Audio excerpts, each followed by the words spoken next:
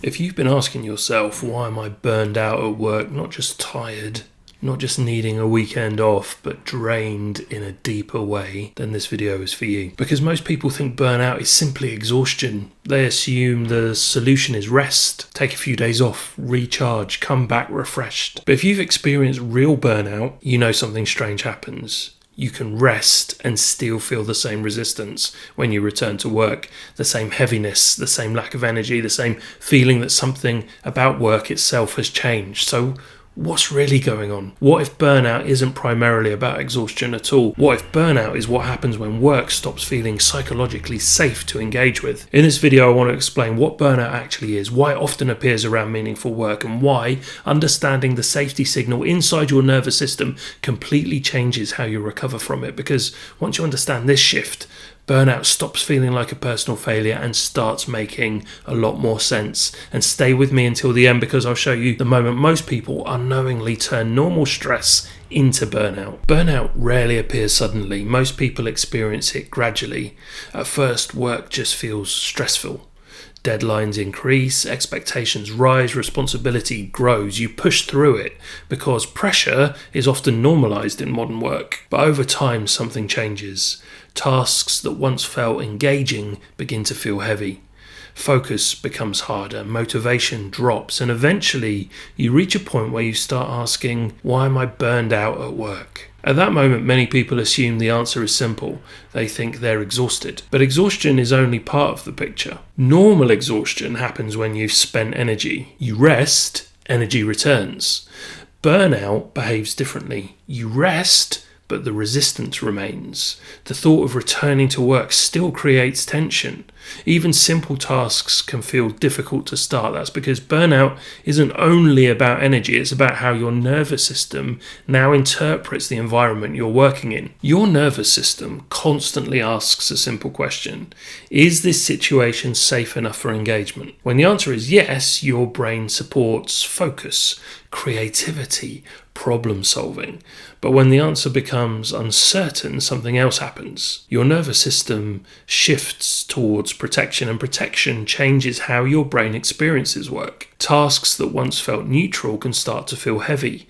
Engagement becomes harder. Avoidance becomes more tempting. Not because you're lazy, but because your nervous system has started interpreting work as something risky or threatening. Burnout usually develops through a slow accumulation of pressure. It rarely happens because of a single bad day. Instead, it builds through patterns like unpredictable expectations, constant urgency, lack of control over your work, feeling evaluated or judged all of the time, unresolved workload. Over time, these signals change how the brain interprets the workplace. What once felt like a place to contribute now begins to feel like an environment where mistakes are costly and pressure is constant. That's when engagement starts to decline. There's a subtle shift that marks the transition from stress to burnout. Stress says this is difficult. Burnout says this is unsafe to engage with. When the brain reaches that point, it begins protecting you by reducing engagement, which is why people experiencing burnout often notice difficulty starting work, mental fog, reduced motivation, increased procrastination. These aren't signs of laziness, by the way. They're signals that the nervous system is trying to reduce exposure to pressure. If you want to understand why meaningful work sometimes triggers resistance in the brain, I've done a full video on why your nervous system resists important work, which I'll link up here. One of the paradoxes of burnout is that it often affects people who care deeply about their work, people who take responsibility seriously, people who want to perform well, because caring increases pressure.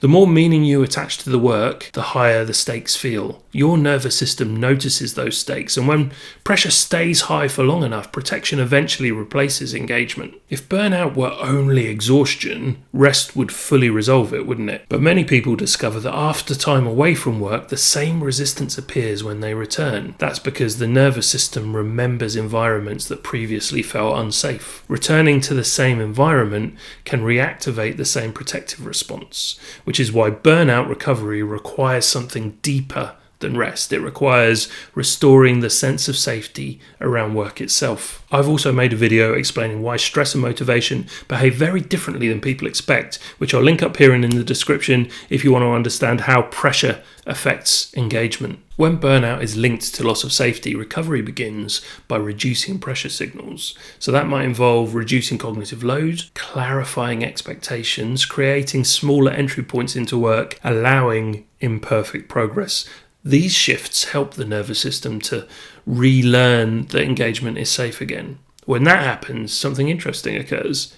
Energy returns. Focus returns, not because you forced motivation, but because the nervous system relaxed. Many people experiencing burnout blame themselves. They think they've become weaker, less disciplined, less resilient. But burnout isn't a character flaw. It's just a signal. And it's a signal that your nervous system has been operating under sustained pressure without enough safety to balance it. Understanding that changes the entire conversation. Instead of asking, what's wrong with me? You start asking, what conditions does my brain need in order to engage again? If you've been asking, why am I burned out at work? Remember this. Burnout isn't just exhaustion. It's often the moment when sustained pressure removes the sense of safety that allows the brain to engage. Once safety disappears, motivation and focus often disappear with it. But the important part is this. Safety can be restored, and when it is, engagement returns much more naturally than most people expect. If this video helped you understand burnout differently, the next video I recommend watching is why your nervous system resists important work. That video explains why meaningful tasks sometimes trigger resistance in the brain. I've linked it on screen now. You can also explore the full pressure, stress, and the nervous system playlist where I break down how pressure shapes procrastination, overwhelm, and focus. And if you want more videos that explain productivity through the lens of psychology rather than hustle culture, consider subscribing to the channel. Because on this channel, we're not trying to force productivity. We're trying to understand how the brain actually works. And once you understand that, momentum becomes much easier to build.